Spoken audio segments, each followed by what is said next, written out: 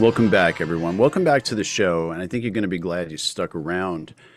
In 2020, tonight's guest was appointed by the White House to be the executive director of the White House Initiative on Educational Excellence for African Americans. His focus was on working with educational professionals in the public and private sectors to elevate and bring awareness to the challenges faced by African American students in the country and to leverage resources to help ensure students are prepared for college and productive careers that contribute to the well-being of society. Prior to his federal appointment, Terris served as vice chair of the Michigan Republican Party. In 2015, he served as director of district relations in the Michigan House of Representatives. And later that same year, Director of Education and Children's Services for Community Action of South Central Michigan until May of 2020. He served on countless boards and commissions, and currently provides leadership to the Norfolk State University Foundation Board, the Frederick Douglass Foundation, the Michigan Conservative Energy Forum, Right to Life Michigan, Southwest Michigan Urban League, the Project 21 Black Leadership Network, and the Fatherhood Initiative Advisory Board. He is the author of the book Just Being There, A Parent's Guide to Raising Children, and the creator of the God's Class series Apparel. He hosts In the Classroom with Mr. Todd on a podcast on Anchor and Spotify. He's an ordained I'm getting tired of doing this, Terris, so hang on. He currently resides in Woodbridge, Virginia with his wife Karen and 3 daughters. Heartland Journal, please welcome Project 21's Terris Todd. Welcome, sir. How are you? Thank you, sir. Great. Doing well, man. Thanks for having me tonight. Appreciate I kind of lost my wind a little bit there trying to do your resume a little bit. it. Got to slow down. Hey, man, listen, I got to get better at just giving Cliff's notes to some people, but when they ask you for your bio, how do you leave some of that stuff out? Because it's like, well, wait a minute, I need to tell them this part. So yeah, so sorry about that, but yeah, I guess that's the best I could do with what I got. Yeah, no, it's quite remarkable actually. Oh, I So appreciate it. we'll get into some of that too. So how you doing? Doing great, man. Couldn't be better, man. God is good, man. I mean, I'm thanking the Lord for another day, man, and being here with you all. And I'm out in the DMV, the DC area, and just loving it, man. It's like home, man. Being around all these wonderful people. So where exactly is Woodbridge? You just kind of alluded to it. Is that near DC in Virginia? Yep, it's Metro DC. It's in Prince William County. It's right down 95. It's a small little town. I mean, it's really more of a census area. That's what they call it. It's not even a city, I guess, but it's called a census area here in Prince William County, Virginia, in northern part of Virginia. So, yeah, not a bad. It's about roughly about 40,000, 42,000 people here, and it's a ton of shopping centers and walking paths and neighborhoods, and it's just it's an outgrowth of DC basically, and it's getting more crowded by the day. As the people try to flee DC, I would That's imagine. right. That's right. Yeah. And so people are starting to get shoved a little bit further south and going to where they're more rural areas or little small town areas just between here and in Richmond. As a matter of fact, Woodbridge is about an hour and a half north of Richmond, Virginia. I love the historical aspects of Virginia. I was stationed there as a young man for about a Oh, year in Fort Lee. And so it was near and dear to my heart going out and seeing the battlefields and things like that and just trying to yeah. explore America. Yeah, man. Yep, yep. In Fredericksburg, I also currently, I was just recently appointed by Governor Youngkin to the University of Mary Washington Board of Visitors as well. And so that's a blessing. And it's right in Fredericksburg where a lot of the battlefields are at and whatnot. And so it's very historic town. It's the people that have been there for decades, they're saying, man, we would have never imagined this little small town would be this busy. But I guess they're seeing a ton of traffic come through there as well. But nice little small town, but still it's growing as well. Before I read your bio and introduced you to the show, I did an opening monologue and it was really centered around I built you up as the subject matter expert for the most part to Mm, talk about things like fatherless homes sure. and the minority communities. But first, let's talk about Project 21. What is Project 21? Well, I'm glad you asked. Project 21, it is an initiative that was started by the National Center for Public Policy Research in like 92. It literally got its founding, or it was birthed from the idea or from the situation that was happening out in California with the whole Rodney King issue. Back in 92, riots had broken out as a result of what Rodney King had been, had gone through and whatnot. And unfortunately, the National Center was saying, well, it's interesting because all of the media outlets during that time, they were interviewing all of these people in the local Black communities and, the urban communities and whatnot, but they never heard anyone that was coming from the more conservative and moderate lens. And so what they did was the leaders at that time, they had gotten together and brought some of the leaders together in the conservative and moderate side of things. And they asked if it was feasible, if it was a need. And so they all said yes. And they said, so Project 21 was birthed from that moment on. And then in 1993, I think they secured the funding to actually hire a full-time Project 21 coordinator to start leading these efforts. And so Project 21, in a nutshell, that's how it was started. But it's ultimately to give a platform for Black conservatives and moderates all over the country. We're comprised of a ton of ambassadors coast to coast. We're entrepreneurs. Some are pastors. Some are policy folks. Some are politicians. Some are just family people, that are actively engaged in local communities. Business owners, if you will, military folks. I mean, you name it. I mean, we have the entire spectrum of people within the project. So we call them ambassadors because they're actually the ones that we contact to potentially come on shows like this to give a more conservative and moderate voice from the Black conservative or Black community, coast to coast. So that's pretty much it in a nutshell. But I mean, you can go on to nationalcenter.org/Project 21 and look up the history and stuff like that. So, but yeah, but that's pretty much it. Yeah, it's fairly large, and as I started going through some of the ambassadors, I know you had someone, a fellow ambassador. I'm not sure if you know her or not. Her name is P. Ray Easley in Chicago, and she's Mm, been on our show, and she's a fantastic lady, and really provided some great insight to urban life in Chicago, Illinois, and so it was exciting. nice. And what I thought was ironic that maybe this is just God putting you in the right places is that most of the folks that when we do these types of shows are in those battle zones, are Oh in yeah. those battle zones that exist. So all right, let's get into it. And when we talk about the battle zones, my monologue mainly focused on the battle of faith and family and Hmm. fatherless homes in America. So Yeah.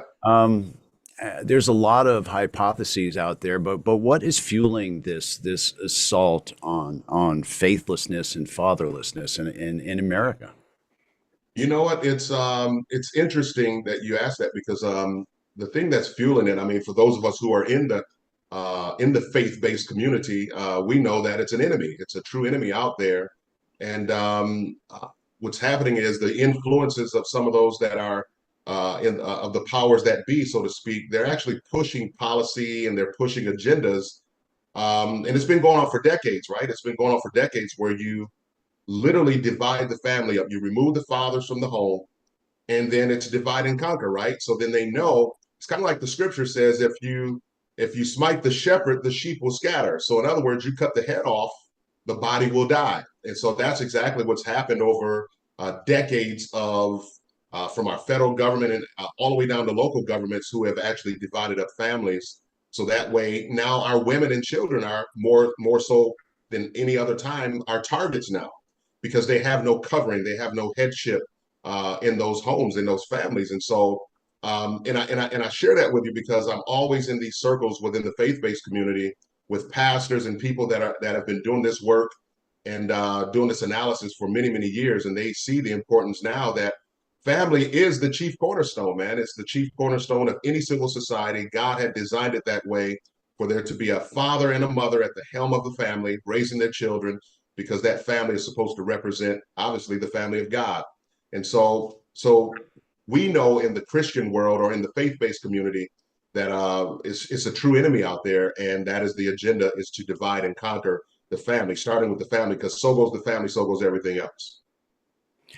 Uh, and we both seem we're close to the same age. What's changed in America since, let's pick an era like the 70s. I mean, it's almost double the fathers. It's actually a little more than double the fatherlessness homes. And so, what's changed since the 70s? Well, culture, culture. I would say the rise of certain music. Some would say even hip hop, but there's a lot of other music out there, and Hollywood has happened. Hollywood has shifted. The powers that be in Hollywood, and it's you see it in movies, you see it in gaming, you see it all over the place. You see it in schools, you see it in commercials now. So it's been this crescendo of lasciviousness, of lawlessness, and it was in essence due to the entertainment industry. And when I say entertainment industry, I'm talking about even sports, I'm talking music, I'm talking movies, I'm talking all of it, right? So I'm just throwing that all in the same basket. So there's been this rise of lawlessness to where they're spewing out agendas that literally make people be anti-family, anti-God, anti-country. And so I think that's really what's happened over several decades is just now crescendoing and becoming even more, I guess, evident in our local communities. And one thing too, as a result of that, then you've created single parent homes as a result of that when you start dividing that up. And so now that's become the norm, right? So it's kind of like the issue of when people say that if you tell a lie long enough, you start to believe that it's true. Well, this has happened so long to where it's become the norm. It's become the norm to just lie with to lie with anyone, to be intimate with anyone and just walk away. And interestingly, this is not anything new, I guess, because I guess in times past, someone came to me, it was a pastor out of Maryland to be exact, and she told me that her husband, who's also in ministry, he shared with her the whole history on shacking, and I was like, shacking? It was like, wow. And so even going back to the times of enslavement, shacking, what it was, they were literally breeding slaves. They would take the male slaves, they would get someone that was kind of yoked up, nice and fit. But they had these shacks, and inside these shacks, they would have women inside of those shacks, and they would literally send the males in those shacks to lie with those women, and those women end up getting impregnated, and they would, conceive, and they would just the man would come out, and then he move on to the next house. And so when I heard that history, I'm like, that sounds kind of basically what's going on today. So these young men without fathers to teach them about manhood and about the importance of being responsible and about the importance of marriage and having a family and all that stuff and being accountable for your actions. Now you have individuals that are fatherless and they're dealing with rejection, they're dealing with abandonment, and so they think this is the norm now because that's what they see. They don't see a father at the head of the home anymore, so therefore they think that's just the norm. That dad comes around every now and then and maybe pay a little child support or come by for a birthday and send you some money, or if you see him at the grocery store or in the community, he'll hand you $20 and you think the world of it, and that's all he needs to do. But unfortunately, we should have never allowed it to get here, but this is where we are, and hopefully the faith-based community and those in government who are people of faith as well will help to turn this back around. Absolutely. And the woman I mentioned earlier, she called it the modern day plantation. Absolutely. So it's that conversation has come full Oh, circle, absolutely. and it's interesting that you're bringing it up as well. So how perilous is this cliff that we are on? Where do we go? Where do we go? How do we start the repairs in the homes? Well, first and foremost, we have to make for sure that those in ministry, we have to allow pastors to have more of a voice. It's unfortunate because in the times we're in now, because things have gotten so far out of whack. I mean, you even have federal agents showing up to pastors' doorsteps for even just giving their opinion in politics. I know a pastor out of North Carolina. He's a bishop, as a matter of fact, and he was saying how, and he told this story on YouTube and everything. So I'm not telling you nothing that's already out there. That's not already out there, rather. But he said that when he actually gave his opinion of, like for example, the current vice president, he said next thing you know, he looked up and three federal agents showed up to his doorstep. And so my point in saying that is to say this is that so when you have government agencies being weaponized against the church, the people of God, trying to silence them, and even their social media platforms are being demonetized and stuff like that, because now you have media that's joining in and becoming like an extension of, political agendas. Now we have an issue. So we have to make for sure that we have the right people in position to start turning this thing around, because I'll tell you what, again, I mentioned before, so goes the family, so goes everything else. If we don't work on the ground, really pulling families back together, then you can count it all done, man. In matter of fact, and what's sad about it is that any amount of data you look at on fatherlessness, even President Obama mentioned it, Denzel Washington mentioned it. They talked about the data that's out there, how children without fathers in the home actively engaged in their lives are times over more likely to drop out of school, times more, more likely to have children as teenagers outside of marriage, be on drugs, go through mental health issues, commit crimes, be in prison, deal with obesity, and the list goes on and on. So you would think a sane people, people with a brain stem would actually come together and say, there's a parallel here that when the fathers are not actively engaged, when they're not present, then we've seen a rise in crime. So there's no question about it. When you look at the Black American community, for example, in a lot of these larger cities, where you see a ton of crime happening, I can guarantee you probably 70 to 80% of the time, the father's not involved. And so my thing is, and my message has always been, the greatest lie that's ever told to a man or a woman is that they have no need of each other. Because if that was so, then God would have never brought them together to begin with. But they do belong together. They do need each other for the sake of raising the next generation. And so how do we get it back? We need pastors. We need people who are basically following the laws, so valuing and upholding the Constitution of the United States when it comes to free speech, freedom of expression, and those kind of things.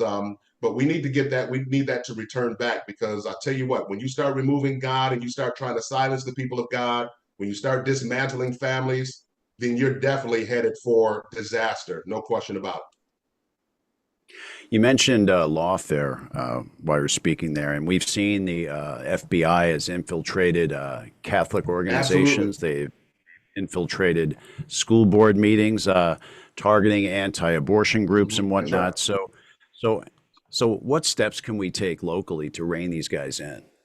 Well, really, they're violating the Constitution. So you really got to make for sure that you have a coalition. So you got to build a coalition from the ground up. So coalitions can be built within local communities all the time. So even if, for example, in the faith-based community, because they're targeting Catholics, so that's when your Catholics, that's when even your Protestants, that's when your Jews, and that's when even your non-denominational folks, they should be pulling together a coalition within that local community to actually file complaints and stand against that nonsense. And really, I think, the loudest voice is, it's kind of like they say, the squeaky wheel always gets the grease. So when you start having, loud voices and coalitions be put together, I think that's when you'll see them start to back off, because they are in violation of the Constitution for sure when they're targeting faith-based organizations to silence it. So that was, again, the whole meaning of the separation of church and state, right? Which is not even found in the Constitution or whatever,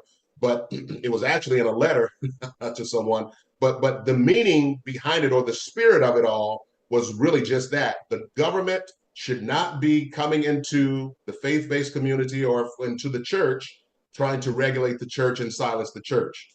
And so that's what the whole premise of that was about to begin with. And so I think when they start building coalitions on the ground level amongst themselves, they will see something different. If you recall, there was a concern about some of the materials, like, for example, that are being found in school libraries. And if you recall, in Dearborn, Michigan, right outside Detroit, Michigan, which is a highly Muslim community, a highly populated Muslim community, they say it's the most highly populated Muslim community outside of the Middle East. They showed up to a school board meeting, and this is what I mean by a coalition. They packed that school board meeting out, and these were just parents. And they literally gave them the business, man. They were shouting. They said, either you get this stuff out of those schools, or we will make sure that we get you out of office or whatever, because they said, we don't want this stuff in our children's school. And these were Muslims. And so we have common ground, right? So even though, our faith and our faith walk may be slightly different, but we at least have that common ground. So even with Muslim communities, we can actually come together on that ground to push back against these agendas that these politicians and these federal agencies are pushing against the American people. I believe same as you. I believe that the church or the godly have a very probably a unique role to play here, and Yeah, so I often wonder that did we cede ground during COVID when we allowed them to lock some of our churches down and shut down some of our prayer? you know what? 100% correct. Because if there was ever a time for the church to rise, it was during that time. But unfortunately, you had state, local, and even federal government silencing them. So let's get this straight. I can go to a bar, I can go to the strip club, but I can't go to church. I can get on a plane and travel anywhere, but I can't go to church. What kind of nonsense is that? So again, remember I said there's a true enemy out there with an agenda who has also influence over those who are in high places that's pushing that same agenda. And so again, when we build the coalition and we truly come together as people of faith and people of God, man, I mean, there's no force that can stand against us. You know what I mean? So I think that was the time. And matter of fact, you heard testimony of some pastors say that there were a ton, even in the Catholic Church, there were tons of people during that time flocking to the church because they thought the end was near and they wanted to go get prayer. People were dying around them and Wanted to get whatnot. right. So yeah, they wanted to come and get right. I don't know if you wanted a sprinkling of water, if you want to get baptized, oil smacked on your forehead, it didn't matter. They wanted to come and get a blessing because they didn't know if they were getting ready to leave the planet as well. And so to silence them though and to shut them down, we should have never allowed that to happen. Much of this happened predominantly in blue states or Democrat-led states, and it's no secret that I beat them up pretty harshly on this show and in my column, and it's the truth, and the truth shall make you free. Yes, So sir. has the progressive left, have the Democrat left, have they become the enemy of the church? Have they declared war not just on Christianity, but you mentioned how Muslims came together, how Mhm. Buddhists came together, and everybody's speaking out at these meetings. Yeah. Have they become the enemy of this higher power? You know what? It's interesting you say that because I know a ton of people that are Democrats, that are faith-based people that disagreed with it as well. I think it's the higher up. I think it's those who are the funders. I think they're the ones that are actually pulling the strings. And so I think the ground troops just kind of follow along and go along with the status quo. But there are a segment of those who are Democrats who are full of the Holy Ghost, if you will, that are faith-based, that are pro-life as well, that are on the left. And so I don't want to say them as a whole have become an enemy, but there are those for sure that are amongst them that have truly become the enemy or have influence in that party that has become an enemy of faith. Anytime you go out into the public, whether it be a conservative or moderate, or even those who are pro-life Democrat, if that makes sense. Some thinks it's like a oxymoron, like how can you be pro-life, be a Democrat? But they do exist, right? And so, but anytime you have people that are coming against the church, or when someone hears that you are a person of faith, they automatically see you as an enemy because truth has arrived, right? So again, because you carry that light, they like, oh, well, I know that, we can't push our agenda. I literally had an individual in the state of Michigan when I used to live there. Um, I ran for state representative because I used to be on the left years ago. And I literally had an individual tell me that, Terris, we just need someone that's going to basically say the same thing that we're saying and kind of support the agenda that we laid out. Well, they knew as a man of God, I wasn't going to follow that. They knew I wasn't going to push none of that agenda. I also had, and this is when Obama ran the first time, and this is when I started questioning some things. When Obama and Joe Biden ran the first time in 2008, I was at a rally. My bishop was asked to do the opening prayer at this rally. Well, once they did background work on him to find out who he was and what he was about, they turned him down right away. Unbeknownst to me, they came and asked me to do it. I said, wait a minute, what happened to my bishop? They said, oh, I don't know, something must have come up or whatever. So I called him and I said, hey, I thought you were doing the prayer at the rally. He said, yeah, Todd. He said, my understanding, they did a background check or whatever, and they didn't like what they saw because I wasn't going to push an agenda. And I said, well, I don't know why they're coming to me. I'm your son in the gospel. So long story short, we get to the event. I mean, we're ready to go. About 10 minutes from me going out on stage, the guy comes to me who was organizing this whole thing. He said, "Oh, Terris," he said, "Are you about ready?" I said, "Well, wait a minute, hold on." He said, "Oh, let me tell you this. You can't name the name of Christ in your prayer." I said, "What?" Oh my I Lord. said, "Well, I already wasn't going to do it." I said, "But I'm really not doing it now." He said, "You're not going to do it." I said, "Absolutely not." I said, "If I deny him, he'll deny me." He said, "Oh man," he said, well, we're like 10 minutes away, man, from going out." He said, "Do you know anybody else that's here that could possibly do it?" So I looked around the crowd, man, and I saw another pastor that was there with his dad. So I went over to them and told them the deal, that they rejected my bishop, and now they're coming to me asking me not to name the name of Christ. They wanted, some kind of all-inclusive prayer. And I said, "Well, you got the wrong guy." So his father ended up going out on stage, man, Wow. and doing the prayer. And I was like, man, I would have never done that. But so anyway, to answer your question again, going back when you said, have they become the enemy of it? I do believe that there's a segment within that party that has infiltrated that party to really push back against the faith-based community, which is truly an anti-God agenda. That story you told is incredible. Do you think that was your moment, that when you meet the man upstairs, he sits you down and say, "Welcome to my kingdom"? Yes, sir. Yes, sir. I said, I was with you, Lord. I'm with you, You But refuse to be Reverend Right. oh man, man, man. Oh, absolutely. Yeah, yeah, yeah, yeah. Yeah. That's just not how I was raised. I wasn't raised to bow down to Pharaoh, man. And so we have a lot of work to do, but I mean, I know we have the Lord on our side. We're on the winning team, man. And so if God be for us, like it says, who can be against us? And so I stood firm, flat-footed in my faith on that. And so that actually also started my journey in realizing how much I didn't belong there. I always tell people all the time that if it's one thing that I credit President Obama, one of the few things that I credit him for was helping me to realize I didn't belong over there, because some of the agendas that they were pushing was stuff that I just didn't connect with, and unfortunately, I also had some backlash from some news media outlet because someone did an interview on me as well, and I shared that same testimony, and they were trying to say that I was trying to push that narrative that Obama was a Muslim. And I said, that's so far from the truth. I said, Obama said he was a Christian. If anything, I was defending his faith, if anything, because he said he was Christian. And so I was just perplexed at how you on the ground will come and tell me, a Christian pastor or minister, that I can't name the name of Christ that he says he worships. I said, no. Nah. So I didn't buy into that. And so I said, no, no. So that started, I think, my walk away journey at that moment. That's a great story. I love that. I'm going to actually share that at some point with a friend of Absolutely. mine. We'll love it.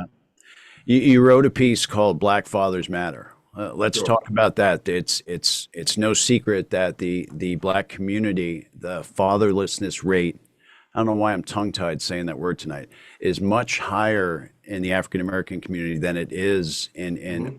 in white communities and many other ethnic groups. So what's fueling that? I know you mentioned music a little bit ago Sure. and Yeah, Hollywood and some things, but, that's right. but why has it become fashionable to, I don't know, get a girl pregnant, walk away, and keep the abortion industry thriving? Yeah. That's a very good question. And again, so goes the family, so goes everything else. I think it was by design, and it's been by design for many, many decades now. Because if you look at during the times of slavery, enslavement, African American families, even post-slavery, they were more intact, than any other ethnic group in this country at some point. It wasn't until Lyndon Johnson and the whole Great Society piece and the whole welfare piece that came into play that started dividing up, where you had to have, you could not have rather a father in the household. As a matter of fact, there's actual evidence that they also had a ground game, right? They had a door-to-door campaign making sure that if these women were going to receive these resources, that they could not have the father present in the home. And so I'm telling you, man, that actually stemmed. And so this big old tidal wave just started. So it became the norm. So if the children are born and they're only seeing mom every day, then it became the norm. And again, I was raised by my mom. I'm the youngest of three boys, and my mom raised all three of us. So my mom never married. My father never married as well. And so that's why I ended up writing that piece is because um, I had a good relationship with my dad, don't get me wrong, but at the same time, my mom and dad were not together. My dad lived in Detroit at the time, and we were in Battle Creek, Michigan. So I could relate to fatherlessness in how, again, like I said before, if you tell a lie long enough, it becomes truth to some people. If all you see every single day that you don't have a dad or a man in the household with your mom and both of you working together as a team, to help raise your children, then it becomes the norm. You think you're supposed to reciprocate that because that became the norm. And so as a result of that, they don't understand spiritually, they become bankrupt and they become, a little more challenged with dealing with issues of rejection and abandonment. And especially when you start looking around and your friends have their dads around, but you and your household, you don't.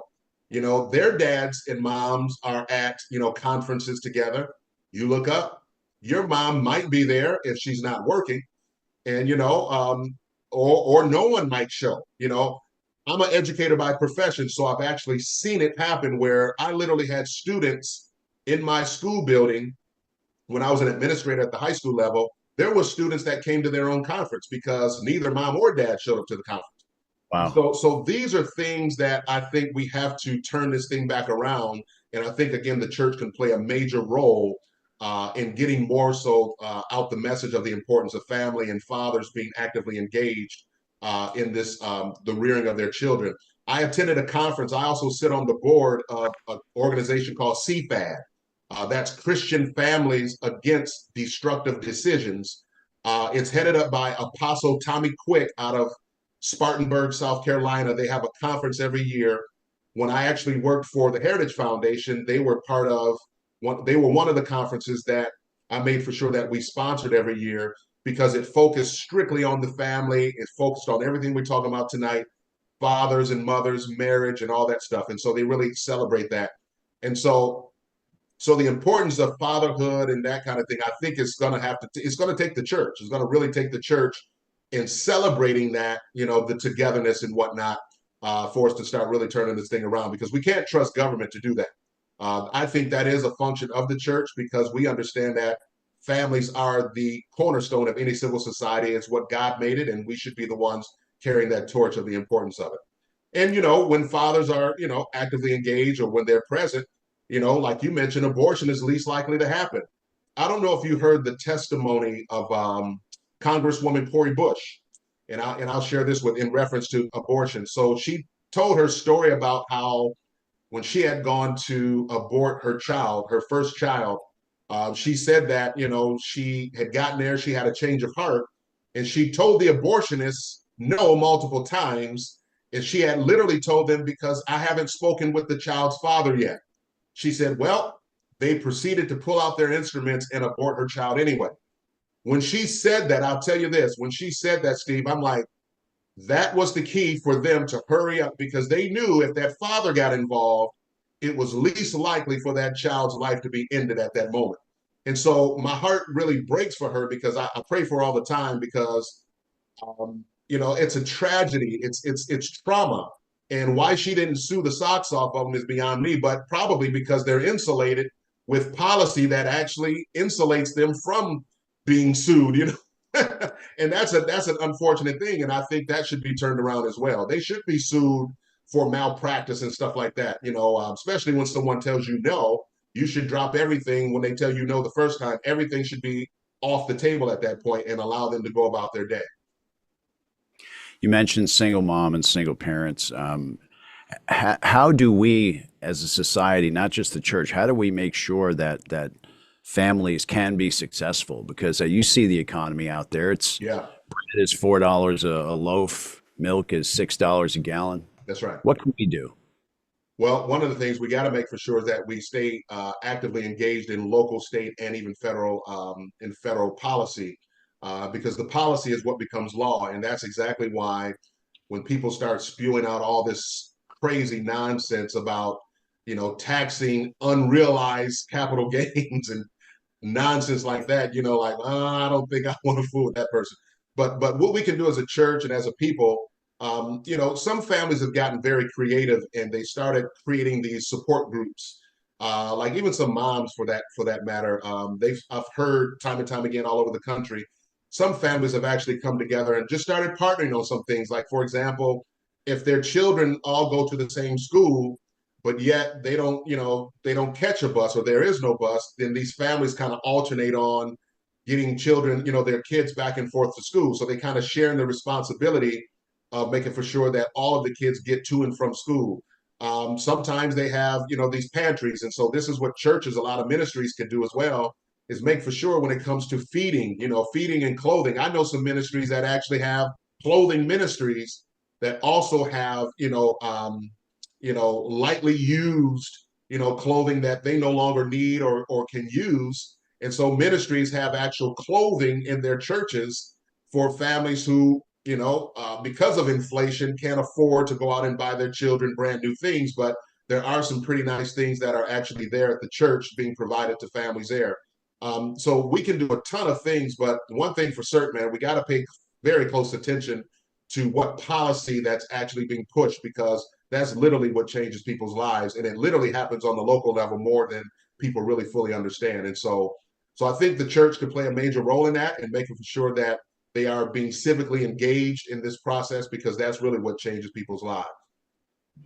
You mentioned the voting public. Why do evangelicals vote at such a minuscule level? Even NRA members. I don't know if you've seen the numbers. Yeah, I heard that. Yeah, I heard and seen that. Yeah, it's beyond me as well. But I think it's a lost hope. I think, unfortunately, because you have national media, news media pushing different narratives out there and whatnot, sometimes people lose hope. I think that's what it is. It's a sense of hopelessness, and they don't think that their vote really matters or could possibly turn this thing around. But let's not forget, some have said that Adolf Hitler, I think he got into position by one vote, or some people were saying. I don't know the truth of that, but some people have literally have risen to power because of one or two votes. And so your vote does matter, but you got to be an informed voter as well. You got to make for sure that you're highly informed, that you're highly engaged in the process, you're asking the questions that need to be asked, and that you actually get out and cast your vote for the right people, that's going to support you and your families to be successful in life, because that's really what it boils down to. And I think that's where we come in, like doing these shows and whatnot, and having these dialogues, and do Yeah. the type of activism that you're involved in. It's very Hmm. important that grassroots is not only, I mean, people talk about grassroots, people talk about activism and getting involved, but actually doing the work you're doing. Yeah. So kudos to you for doing it. I Um, appreciate it. Talk about your book. Does tonight's your book, just being there, does tonight's I guess topic, is that really the nuts and bolts of your book? Can we talk about it? Yeah, yeah. So just being there, it is out on Amazon. It is just being there, a parent's guide to raising children. You can find it on Amazon. I think it's like 10.99 or something like that. It's an easy read. It's got like about 60 so pages in it. I made it that way on purpose because I know people's attention spans are very short. So I don't want to scare anybody with a big thick book that's as thick as a dictionary. So just being there, it's really a reflection of my life, that I lived without a father actively engaged in my everyday life. And I go on this journey and I talk about how my wife and I, raising our three awesome daughters, man, how we were both there, and us basically seeing the fruit of a father and mother literally producing good fruit. And I've seen it all over the place, even working in the public school system for a number of years. I've seen it work, even when fathers and mothers, for example, cannot obviously come to grips and resolve their issues. That simply does not mean abandon your own children. And so just being there is a book that's really to encourage people and give people tips on how a father and mother can still come together, even if they do not live under one roof, if they're in that situation. But of course, we're pushing marriage being the most important thing, because you need both of them under the same roof and stuff like that. But if they just cannot resolve their issues and they find it hard and they can only get along by being in two separate houses, then again, that doesn't mean abandon your children. That means you can still come together as a father and mother of those children, because let's be honest, they had nothing to do with how they got here. But you are responsible and you're accountable by God to make for sure that you train them up in the way that they should go, as the scriptures have said. And so So I'm highlighting all that stuff. And the premise of it all is to talk about, is given the analogy of how you build a house, right? You lay a foundation for the house. So you start in the basement and then you build up all the way to the roof and whatnot. And so I use that analogy, or that metaphor, should I say, to explain to people that, well, raising children is the same way. You give them a solid foundation, the foundation being God, their faith, but also having father and mother be actively engaged from day one all the way until death do us part. That's truly until death do us part, because you will always be a parent until you leave this planet. And so I'm strongly encouraging people to come together as father and mother, and it is possible for you to raise wonderful children when you're both actively engaged. Agreed. Totally agreed. So Tara, who who influenced you? Who are your mentors? Oh wow, I have several. So my bishop is definitely one. Bishop Hugh Smith. He is the presiding bishop over Jabula International Network. He's also the senior pastor of Embassy Covenant, or Embassy Metro Detroit. They use that, but it's Embassy Covenant Church International, right outside of Detroit, Michigan, in Walled Lake, Michigan. He's originally from Battle Creek, Michigan, but that's who I came up under. My mom is truly an inspiration as well, because I've literally watched my mom, as a single parent, as a woman, and she's not confused about being a woman, but as a woman who, even though she did not have our dads in the home, by the grace of God, she was still able to raise three respectable young men who believe in God, who have respect for themselves, respect for their elders, and so on, who are not criminals, who are not strung out on drugs and whatnot. We didn't flunk out of school or anything like that. But she did whatever she needed to do to make for sure that she provided for us. So hats off to my mother. She was truly an inspiration, because I literally watched her raise three young men now, and she doesn't have the spirit of a man, so she don't know how to turn us into men. All she could do is provide us and just trust God with the rest of it. Um, Other inspirations are other men of God, and other people in the faith. The late Reverend Dean Nelson. Dean Nelson was the founder of the Frederick Douglass Foundation. He was also the founder of the Douglass Leadership Institute. He was a true brother in Christ. He has passed away. He just passed away back in December. He was, 55 years of age, I believe it was. And he was a true inspiration, because I literally watched him as a husband, as a father, a family man, but a man that was on a mission to help, build families, help to build the African American community, but also to build the faith, to do the work of the faith, and so I watched him. And so there's several others, but the list could go on and on. But those are people that really stick out to me, most importantly. If we talk about national or international figures, MLK, of course, he was one. Malcolm X was truly an inspiration. Some of the things he was saying with regard to politics, even, he was bashing the liberals. But there were things that Malcolm X had actually come out and said that I agree with. And there's tons of others: Denzel Washington, Frederick Douglass, of course, truly an inspiration. Sojourner Truth, she was an inspiration. Matter of fact, Sojourner Truth spent the last 26, 27 years in my hometown of Battle Creek, Michigan. She's actually laid to rest there as well. But there's so many, man. It's too many to name, but those are the ones that come to mind even now.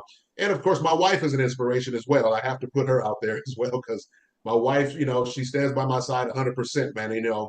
She's truly a woman of God. She's humble. She's truly a virtuous woman that I thank God for. She makes me better each and every day. She set her career aside to stay home to raise our daughters. And we're seeing the fruits of it. All three of our daughters are now in college. Matter of fact, our oldest one is on her path to med school. She wants to be an OBGYN. She wants to help mommies have babies. Wow. She told me that at 5 years of age. And so Wow. and she's never veered from that. She just turned 23 on the 19th. And so she's down outside of Atlanta area. My youngest daughter, she's at Clark Atlanta University, doing very well there. She's studying to be a software engineer. And my second oldest daughter, she's at Western Michigan University studying psychology there. And so they're all amazing young ladies. We've never had any issues with boys. We never had any issues with girls. No fighting, no disrespect, because we gave them a solid foundation from the beginning. And so because of those people who inspired me, I was able to in turn know how to start my family and raise my family the way that God would have us to be. Amen, brother. We don't have too much time left, but you mentioned MLK, and it just something just popped in my head that what would Dr. King think of America today? What would be his Mm, right? What that I think Dr. King would be just disgusted. I mean, everything he's done as a man of faith, as a man of God, he was conservative in a lot of his values. Some say that he was absolutely slightly liberal in some areas, but he was a true conservative. As a matter of fact, Alveda King, which is his niece, I know her, had the pleasure of meeting with her, sitting at the same table with her as well. She's doing a wonderful work out there as well, fighting for life and protecting the lives of women and children and whatnot. But Dr. King, I think he will be grossly disgusted because of all of the advancements that they made and that they worked for and that they pushed during his absolutely time. During his time, there's a generation on the earth now that seeks to take us backwards, and that's really unfortunate. And I mean backwards because they're still spewing out this divisiveness. When King was talking about coming together as the Lord would have us to do, you have people now still being very divisive and still using very racist and divisive rhetoric to divide this country. And again, that is the plot of the enemy. That's what Marxism is. That's what socialism, that's what communism is. It's divide and conquer. And that's exactly what they're doing. And we see it because the family was literally the ground, the ground study to actually see what could potentially happen when you divide the family up. So they started with families because they knew it would be a disaster if they did that long enough. And now they're dividing nations now, and so we cannot let that continue to happen. absolutely. Terris, what's one thing you'd like folks to take away from tonight's show? Well, one of the main things that I want people to take away from tonight's show is that the United States of America is the greatest nation on planet Earth. If there's ever a nation that truly represents the will of God, it is the United States of America. That's how we have biblically sound policies, or not even so much policies, biblically sound methods or ideals rooted and grounded in our Constitution. No other Constitution on earth will have biblically sound values and principles embedded in it. We even have on our currency, we make it known to the world that it's in God that we trust. And so if you start removing God and then you start dividing family, you are looking for a train wreck like no other. And so we can never allow that to happen. It's time for us to really come together as people of faith, as people in this nation, and preserve the greatest nation on earth that God has blessed us with. I truly believe God has blessed us with this country. We're the one that takes in, at least on average, before the open border, 1 million immigrants into this country. No other place on planet Earth will you find a nation that's taking in people from all walks of life, from every corner of the earth, putting us under one constitution where we can all be free, free to do what we believe is right, free to worship how we want to, free to say what we want to say, but at the end of the day, make for sure that we uphold the law and obey the laws. We are truly a nation of laws, and I think those laws should be followed. We shouldn't be writing, having to draft new laws. We should be following the ones that we have. But family is important. That's the other thing I would say, that so goes the family. Again, so goes everything else. God had designed the family to be just that. It's a reflection of the kingdom of God. It's supposed to be a reflection of the family of God. And so a family is literally a nation. Remember, he told Abraham, I will make of thee a great nation. And, nations, for generations will be blessed because of Abraham. And so it's God's purpose and design for the family to be just that. And so when you actually have fathers and mothers that are actively engaged in raising their children, the sky's the limit for those kids. 70 to 80% of those that are in prison today, I can guarantee you can point back to them being raised without fathers. And I don't know why people have not really truly honed in on that. They try to hide that from us when talking about that statistic, but it's the truth. Again, President Obama mentioned it, Denzel Washington mentioned it, and most of these other people that are on the ground working with families, they know the truth because the data is not going to lie. And so I think it's time for families to come together, and I think the church is the one to be the catalyst to make that happen. And the data would certainly support your last assertion as far as inmates behind bars and Oh, whatnot. absolutely. Really Oh, is. absolutely. Absolutely. 100%. All right, Terrace, the show goes quick. We don't really have any time left, but I do want the people know how they can get a hold of you, maybe plug the organization a little bit, and maybe give them an email Sure. address, shout out? Sure, absolutely. Again, I am an ambassador. My name is Terris Todd. I'm an ambassador for Project 21. Project 21 is an initiative of the National Center for Public Policy Research here in Washington, D.C. You can reach me, you can find me actually on social media, Terris Todd on social media like Instagram. You can find me Terris Eugene Todd on Facebook, but also Terris Todd 62 on Twitter. I'm also on Twitter as well. My email is terrisetod@gmail.com. You can email anytime. I would love to hear back from you guys. But that's pretty much it for me. I do have a personal website, which probably needs to be updated at this point, but terrisetod.com is my personal website where people can go on and learn a little bit about me as well. They can find my book there, Just Being There, A Parent's Guide to Raising Children. That, again, you can find that out on Amazon, and get the book. Hopefully it'll be a blessing to you and your family. Again, it's just to provide tips to families on how to raise children successfully. And again, not trying to be a one size fit all. I know circumstances are a little different, but just giving you the basics of the importance of having a father and mother actively engaged in raising your kids. You can never go wrong with doing that. So, but thank you guys very much, man, for having me. It's truly a blessing to be with you guys. I hope to be back with you again. Friends, the book is Just Being There on Amazon. Terris Todd was with us today. Terris, thank you so much. Folks probably surmise that you're on the East Coast, 3-hour time difference. I hope Yeah. we keep you away from your family too long. Thank you so much for extending us this courtesy and this time with you. So thanks so much, Terris. Have a great night, my friend. Yeah, you too, man. God bless you, man. Take care. Have a good one. God bless you.